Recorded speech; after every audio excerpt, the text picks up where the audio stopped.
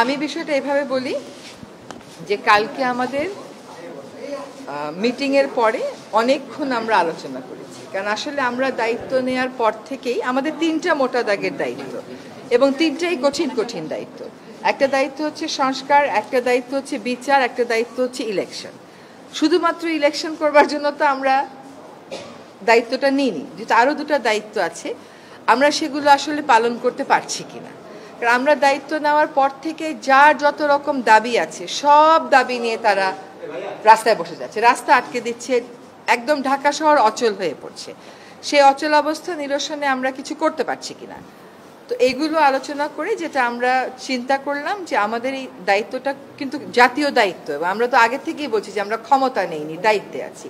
এই দায়িত্বটা পালন করা তখনই আমাদের পক্ষে সম্ভব হবে যখন আমরা সকলের সহযোগিতা পাবো।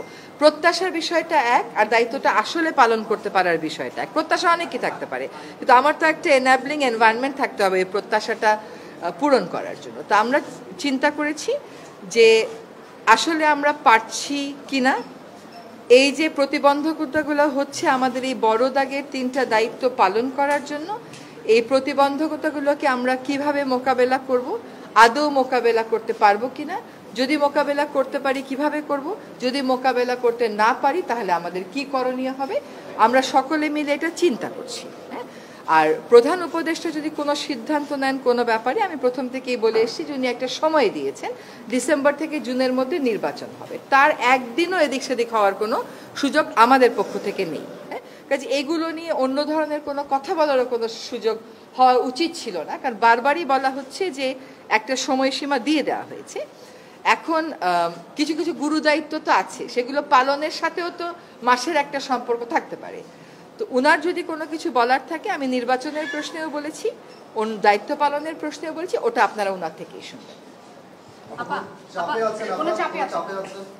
না, চাপ মানে কি, ধরেন প্রত্যাশার একটা কোনো চাপ হচ্ছে যে আমরা পারফর্ম করতে পারছি কিনা, আমাদের বিবেচনায় বিবেকে ওইটাই একমাত্র চাপ।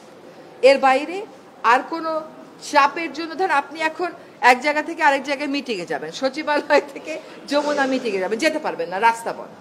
কেন রাস্তা বন্ধ?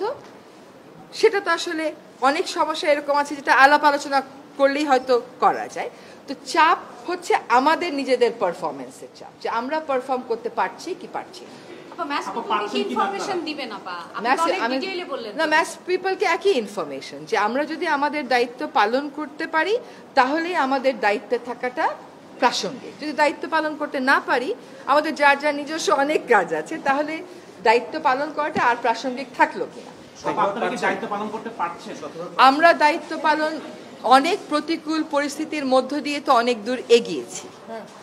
আমরা রিফর্ম কমিশনগুলো তাদের রিপোর্ট দিয়েছে, সেই রিপোর্টের উপরে রাজনৈতিক ঐক্য গড়ার প্রক্রিয়াটা শুরু হয়েছে, সকল রাজনৈতিক দল সেখানে পার্টিসিপেট করছে। এটা কি পারা না? এটা তো পারা। আমরা একটা নির্বাচনের সময়সীমা বলে দিয়েছি যে ডিসেম্বর থেকে জুনের মধ্যে অবশ্যই হবে, সেটাও একটা পারা। আরেকটা হচ্ছে বিচার, ট্রাইব্যুনাল একটা ছিল, এখন 2টা হয়েছে, আগামীকাল থেকে ট্রায়ালের আনুষ্ঠানিক পর্যায়ে শুরু হবে, কিন্তু জিনিসগুলো স্মুথ যেতে হবে, এইগুলোতে যাতে কোনো রকমের প্রতিবন্ধকতা না আসে, সেটা প্রথম থেকেই আমাদের একটা আহ্বান ছিল। এখন এই কাজগুলো আমরা সঠিক প্রক্রিয়াতে শেষ করতে চাই সকলের সহযোগিতায়। Thank you.